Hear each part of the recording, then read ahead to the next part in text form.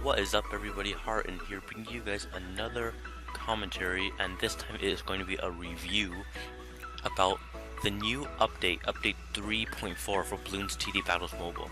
So right now, while I'm talking, the update hasn't come out yet, but Bruno and Lucky, two people who work at Ninja, they have posted a video about this update, and I'm going to be using their video to make a review about this, so hopefully they won't mind. I will send this to them, ask them about it, but yeah, hopefully they won't mind about this. So let's just get right into this new update.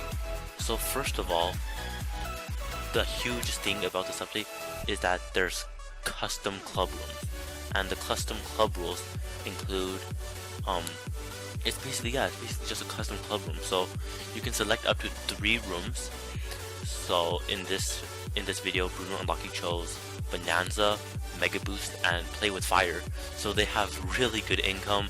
They can upgrade their towers really fast, and basically and you can also restrict towers. So in this example, they restricted all towers except ice towers. But in this video, unfortunately, they did not play in the game, so we cannot see any gameplay. But I feel like this is a really good idea, because we shouldn't have to wait for one day for Bonanza to come and then the next day Mega Boost to come out. No, with this we can just play any club room we want at any time. And I assume that you need a club membership to play this, because obviously why would Ninja Kiwi give this for free and make you pay for regular club rooms? That just doesn't make sense. So for this part, the first part, the custom club rooms, I really like this idea. It's a pretty good idea, and I feel like it's a really good addition to the game overall. So the next part of the update is the leaderboards. So as you can see in the screenshot, there is the world leaderboard, which has already been there, and now we have regional leaderboards and we have friend leaderboards. So the cool thing about this is that you can now basically compete with your friends and see who can earn a lot of medallions.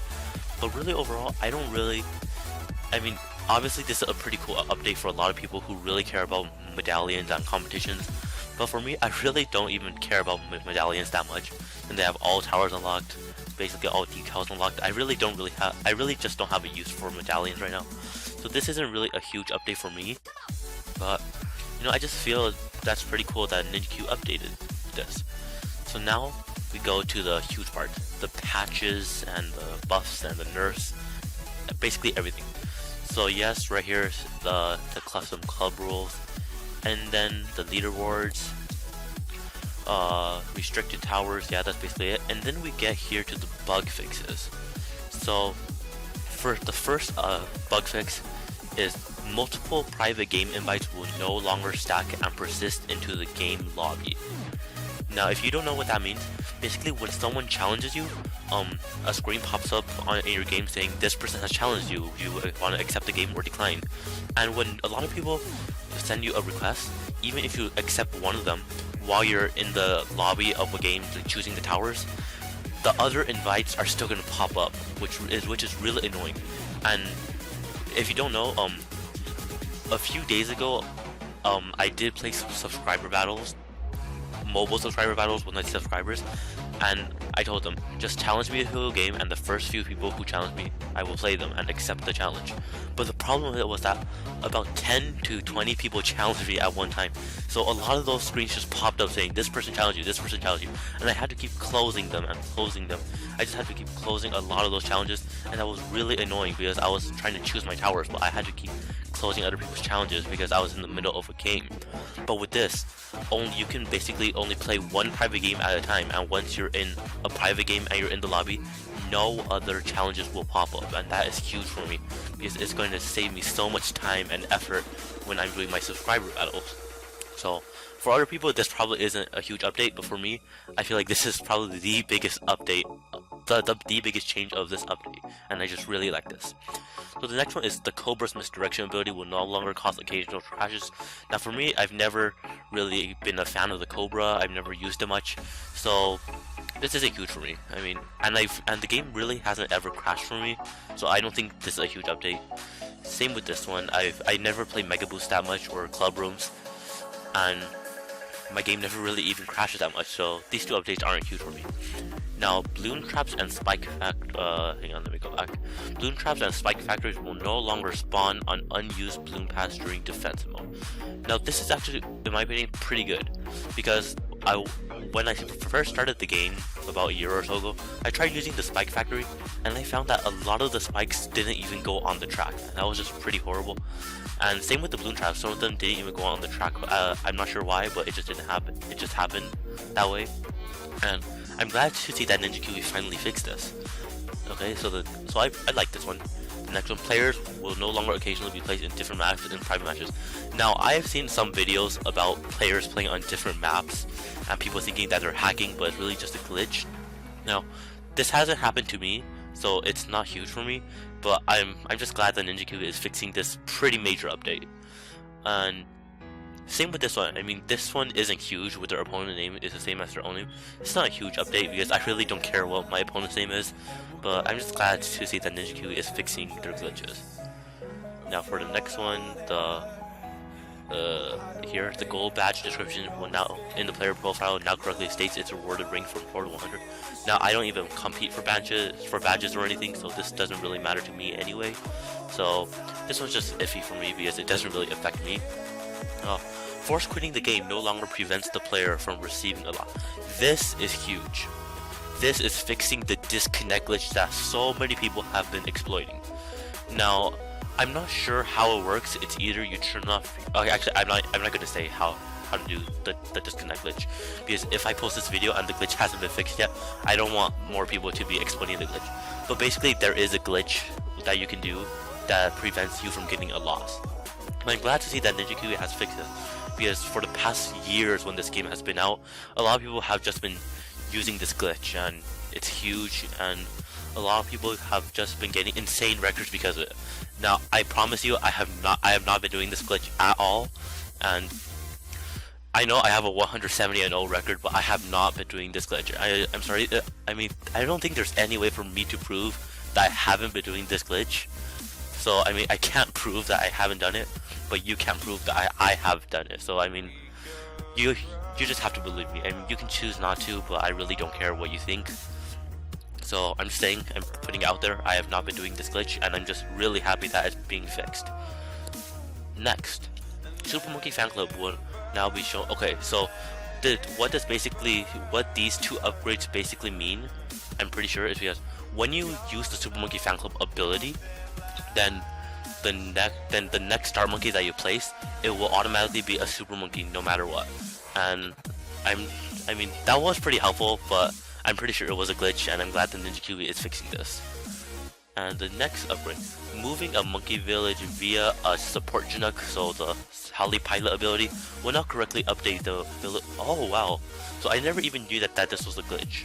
So apparently what I'm assuming is that when you moved a village using the Heli pilot ability, the wrong towers were affected by the monkey village's upgrades. So for example, if you move a village to another area, then the original towers probably had camo detection instead of the new tower. So I mean, that's pretty interesting. I never really thought of that, and it's pretty good that this is being fixed, because I'm glad that Ninja Kiwi is focusing on a lot of the tiny things. So, and this one, last one, this is huge. Banana farms can no longer be exploited to give more bananas than their upgrade. This is huge, because this glitch has been around forever, and so many good players have been exploiting this. So basically, if you don't know, basically when you upgrade a 3-0 farm to a 4-0 farm right at the start of a level, instead of getting 5 crates, which a normal 4-0 farm would give you, it gives you 13 crates. Which, yeah, I don't want to get into all the details, but basically you get 13 crates instead of 5 if you upgrade a farm at the start of a round instead of in the middle of a round. So now this glitch is being fixed. So I mean, it was already fixed on Flash for years, but it was never really fixed on mobile. I don't know why, and I'm just happy that this is fixed, because now it's going to bring a lot of new strategies into the game, like balloon income strategies, and yeah, and people are going to have to find new ways to play the game, which I really love. So next update, the income received each 6 seconds in defense mode has been increased from 50 to 70. 75, I feel like that's a bit too high, but 50, I feel like that's a bit too low for defensive mode. Because with 50 income, I can still get to at least round 30 in many maps in defensive mode. But, I mean, no offense to the players out there, but I have noticed that lately a lot of bad players have started playing the game. And when I say bad, I mean sort of bad, but then there's those players who just are really bad, and I mean it. So maybe Ninja Kiwi made defense mode so easy for them by increasing it all the way up to 75. I still feel like 75 is really high. I feel like 60, like it is on Flash, 60 income to start, that's a pretty good level, because 60 you can basically get pretty far in defense mode on almost all maps, except maybe indoor pools, because indoor pools is a really hard map. But anyway, let's go on. Monkey changes. So Bloon Chipper heavy duty suction upgrade is now required to suck in ceramic balloons. This is also one of the big updates in this update, because also the next one, super back upgrade. Okay, so I'm gonna explain them both.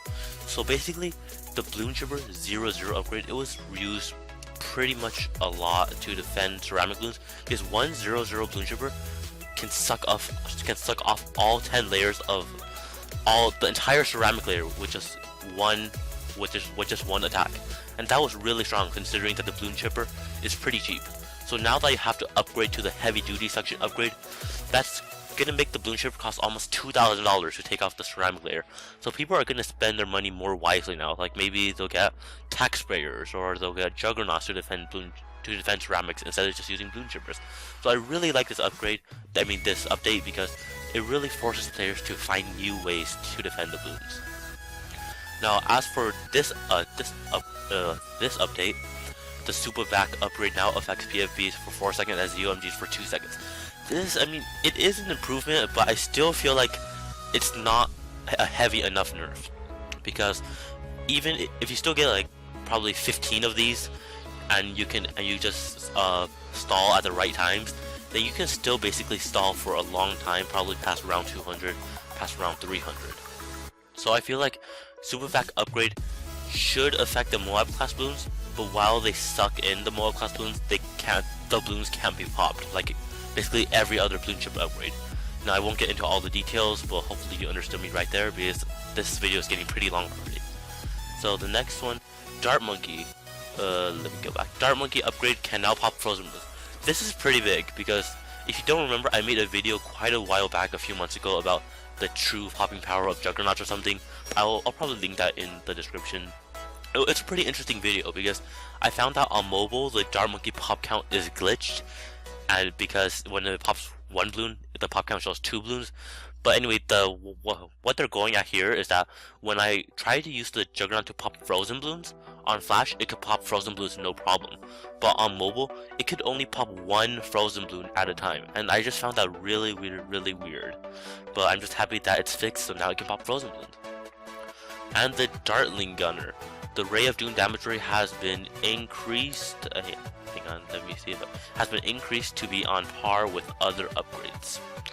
So yeah, the Ray of Doom, it isn't really good. I mean, for $55,000, I really wouldn't buy the Ray of Doom, because it's just really weak compared to other towers.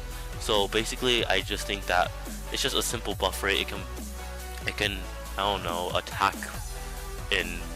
can attack more per second or something. But the Ray of Doom has been buffed here, but I probably still won't be using it, because there are really other good towers late game, like still Bloon Chipper, that's still really good.